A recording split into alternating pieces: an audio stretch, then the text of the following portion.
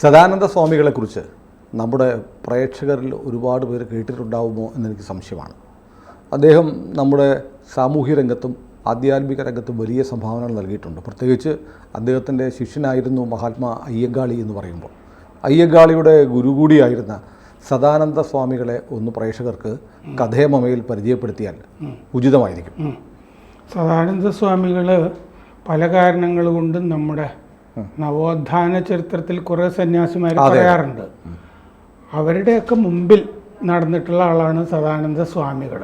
പക്ഷെ ചില സവർണ താല്പര്യങ്ങൾ കൊണ്ട് നവോത്ഥാന ചരിത്രത്തിൽ നിന്ന് മാറ്റി നിർത്തപ്പെട്ട ആളാണ്. പക്ഷെ അദ്ദേഹം വീണ്ടും ചരിത്രത്തിൽ ഇങ്ങനെ തിളങ്ങി വരികയാണ് അദ്ദേഹം.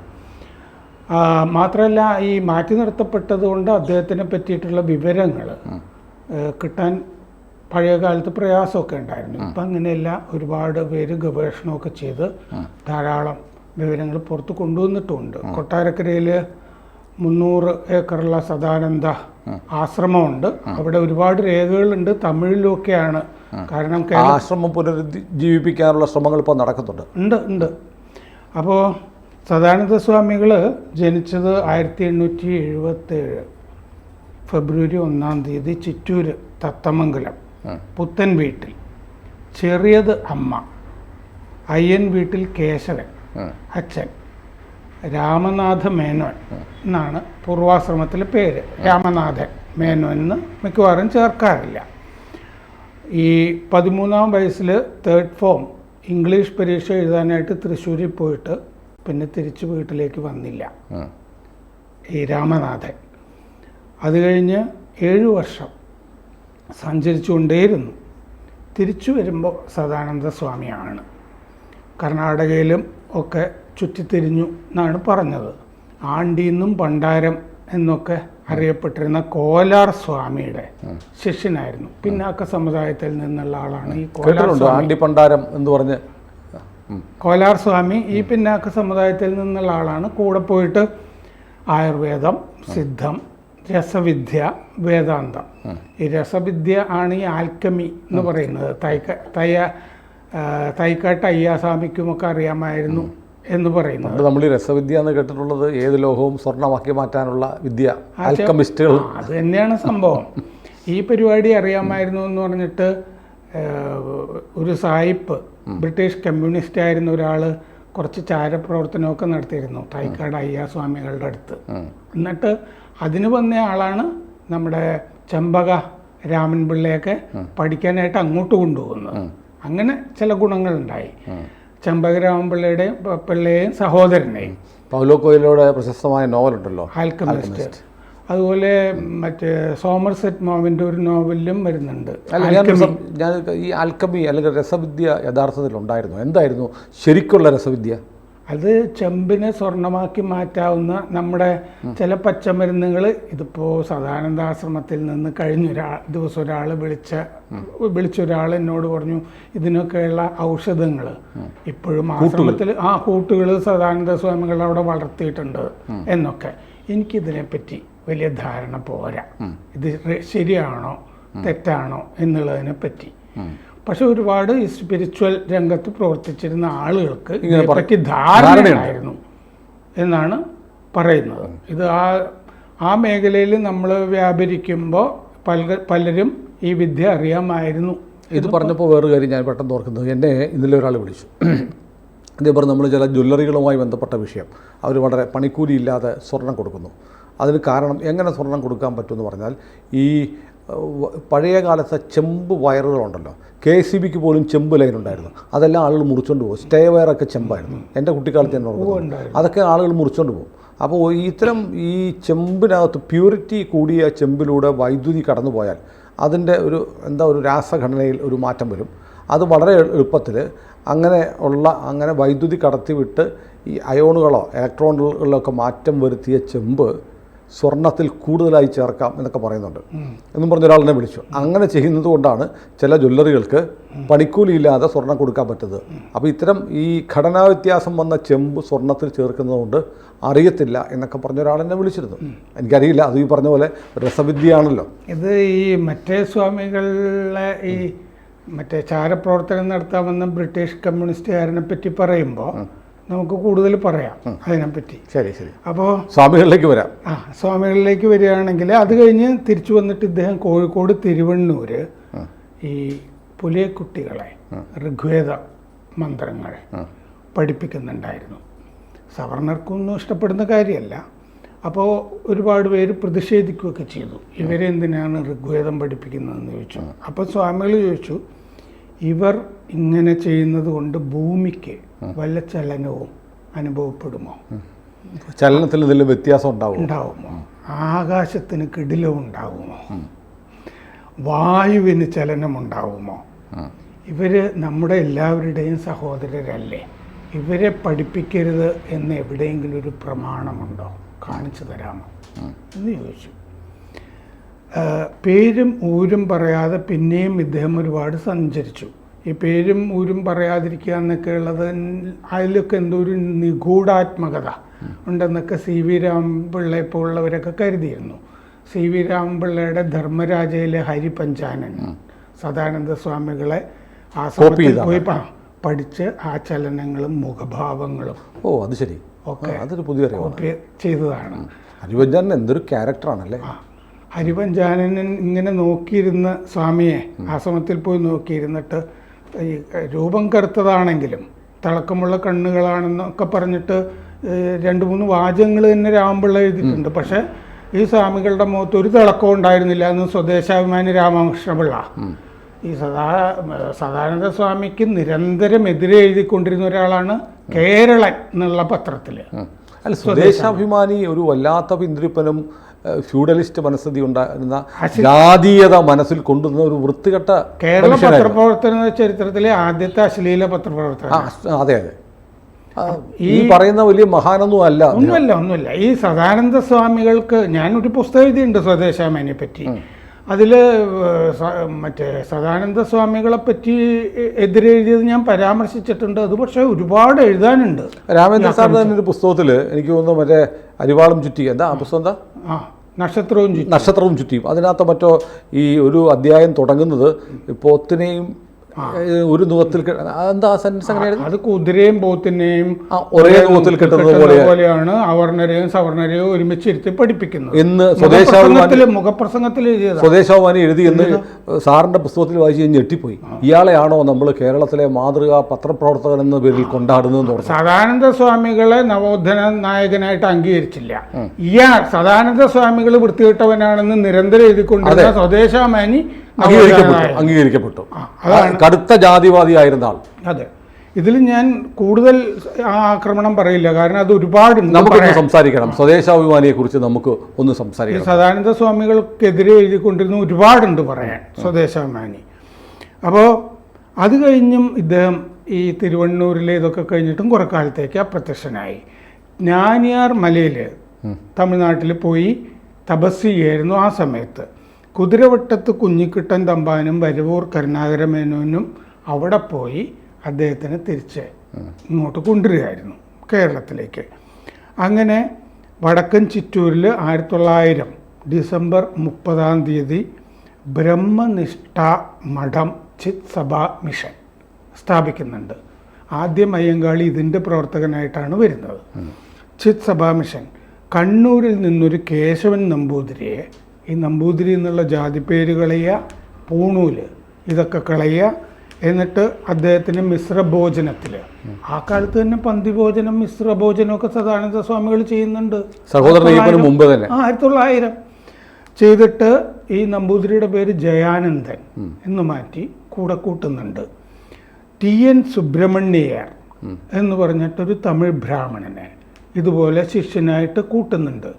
ഈ TN സുബ്രഹ്മണ്യൻ അയ്യരാണ് പിന്നീട് ഇന്ത്യയുടെ സ്വാതന്ത്ര്യ സമര പ്രസ്ഥാനത്തിലേക്ക് മധുരയിൽ നിന്ന് ഇറങ്ങിയ എഴുത്തുകാരനായ സുബ്രഹ്മണ്യ ശിവ.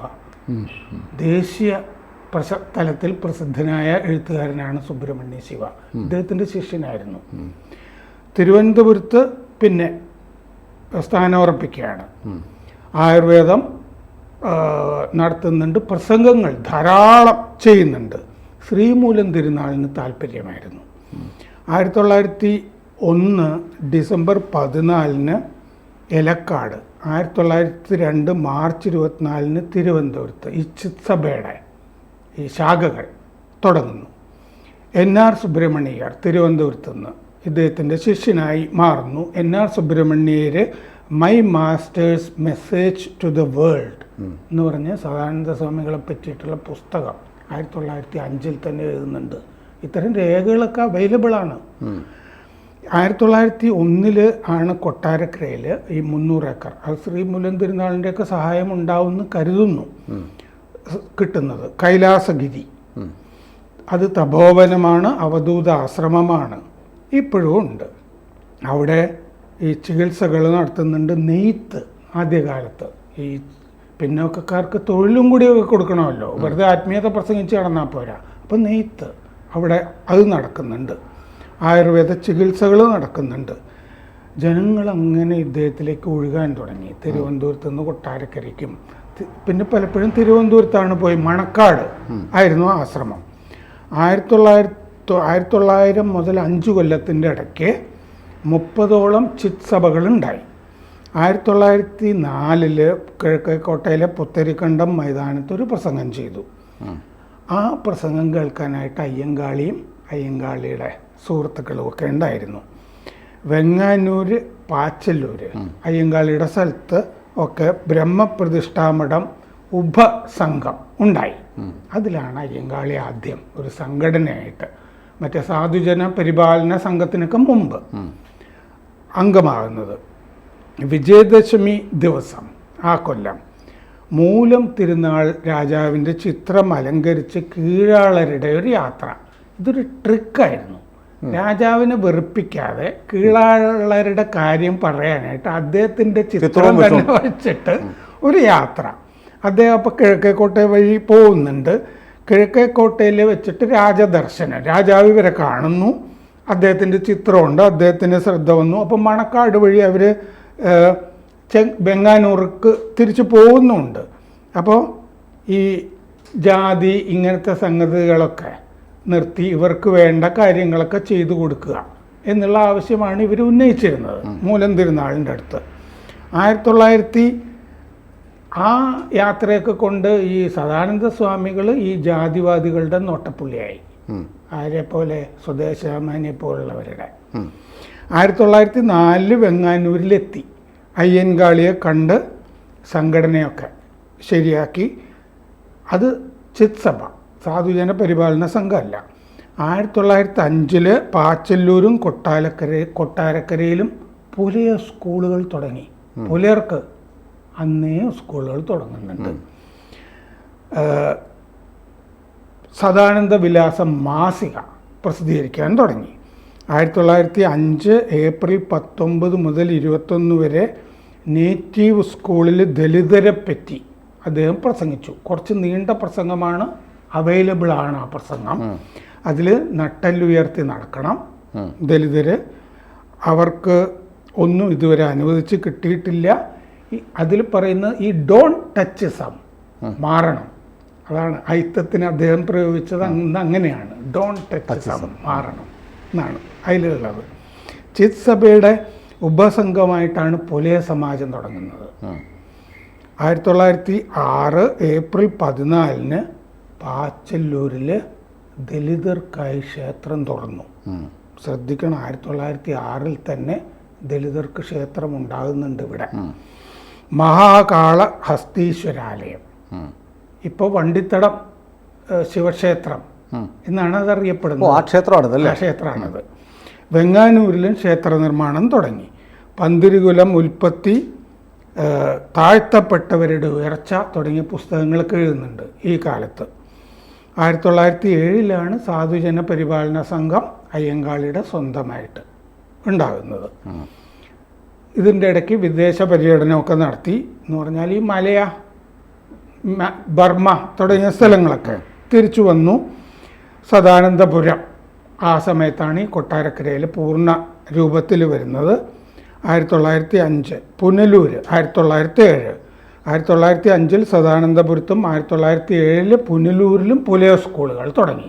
അതിൻ്റെ ഇടയ്ക്ക് മറ്റേ 2 പൂട്ടിയിരുന്നു ആദ്യത്തെ. 26 വർഷം ആണ് ഈ അദ്ദേഹത്തിന് ഈ പൊതു പരിപാടികൾ നടത്തുന്നത്. ശ്രീലങ്ക, ബർമ്മ, മലയ ഒക്കെ 1916 കാലത്തൊക്കെ പോകുന്നുണ്ട്. ഹരിപഞ്ചാനനെ നേരത്തെ പറഞ്ഞ പോലെ ഇദ്ദേഹത്തിനെ മോഡൽ ചെയ്തിട്ടാണ്. പ്രസംഗം കേൾക്കാനായിട്ട് ഒരിക്കൽ 5000 പുലയര് ചെങ്ങന്നൂരിൽ തടിച്ചുകൂടിയതായിട്ട് രേഖകളിൽ കാണുന്നുണ്ട്. 1911 ജൂൺ 22 പന്തി ഭോജനം നടത്തുന്നുണ്ട് ചെങ്ങന്നൂരിൽ, എല്ലാവരെയും കൂട്ടിയിരുത്തി. ചെറുകോൽപ്പുഴ, ഐരൂർ ചെറുകോൽപ്പുഴ ഹിന്ദുമത പരിഷത്ത് തുടങ്ങുന്നത് സദാനന്ദ സ്വാമികളാണ്. അദ്ദേഹമാണ് തുടങ്ങുന്നത്. അവിടെ അദ്ദേഹത്തിൻ്റെ കൂടെ അന്ന് വലങ്കയായിട്ടുണ്ടായിരുന്നത് ചാത്തനും കുഞ്ഞാത്തനും ആണ്. ആ വട്ടവിളയിൽ പുല്ലൻ തപസ്വി ഓമലിൻ്റെ പിൻതലമുറയിൽപ്പെട്ട ആറന്മുള AP അഴകൻ, ഈ അഴകനെ ഈ ചെറുകോൽപ്പുഴ ഹിന്ദു പരിഷത്തിൽ ആ കൊല്ലം പ്രസംഗിപ്പിച്ചു. ഇദ്ദേഹം ഹരിജനായ അഴകന്. എന്നിട്ട് അഴകാനന്ദൻ എന്ന് അദ്ദേഹത്തിന് പേര് കൊടുത്തു.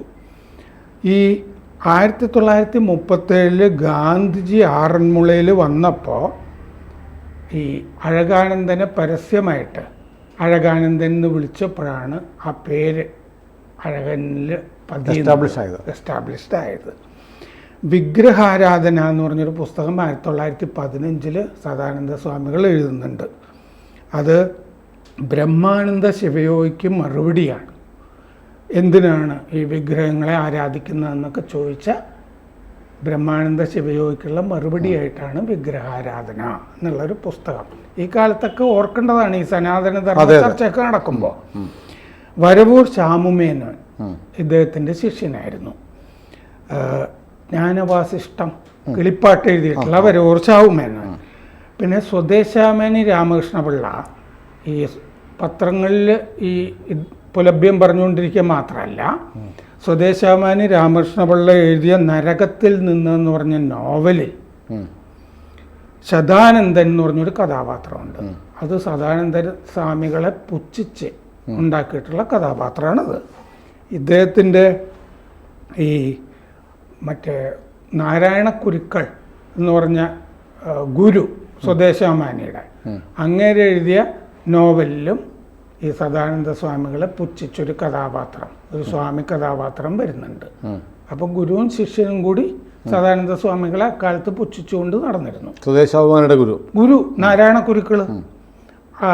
ആ കുരുക്കൾക്ക് വേണ്ടിയിട്ടാണ് ഇദ്ദേഹം പല പരിപാടികളും പണിയും ചെയ്തുകൊണ്ടിരുന്നത്. സമാധി ഇദ്ദേഹത്തിൻ്റെ ഈ അഗസ്ത്യ ക്ഷേത്രവർണ്ണം കൊട്ടാരക്കരയിൽ ഉണ്ടാക്കുമ്പോഴാണ് സമാധി ഉണ്ടാകുന്നത്. 1913 ഫെബ്രുവരി 17 ഈ അഗസ്ത്യ ക്ഷേത്രത്തിൻ്റെ തളക്കല്ല്, അടിയിലേക്കിടേണ്ട ഒരു കല്ല്, വലിയ കല്ല് ഇദ്ദേഹം തന്നെ എടുത്ത് പൊക്കിയിട്ട് ഉണ്ടായ ഈ മറ്റേ നാടിക്കുമൊക്കെ ഉണ്ടായ കുഴപ്പം ആണ് ഈ സമാധിയിൽ എത്തിച്ചത് എന്നാണ് പറയുന്നത്. ഒരു വലിയ കല്ല് ഒറ്റയ്ക്ക് എടുത്തു പൊക്കിയതിനെ തുടർന്നുണ്ടായ കുഴപ്പങ്ങളാണ് എല്ലിനും ഒക്കെ സംഭവിച്ചതാണ് സമാധിയിൽ എത്തിച്ചത്. ആ ക്ഷേത്രം ഉണ്ടല്ലേ ഇപ്പോഴും? ഉണ്ട്.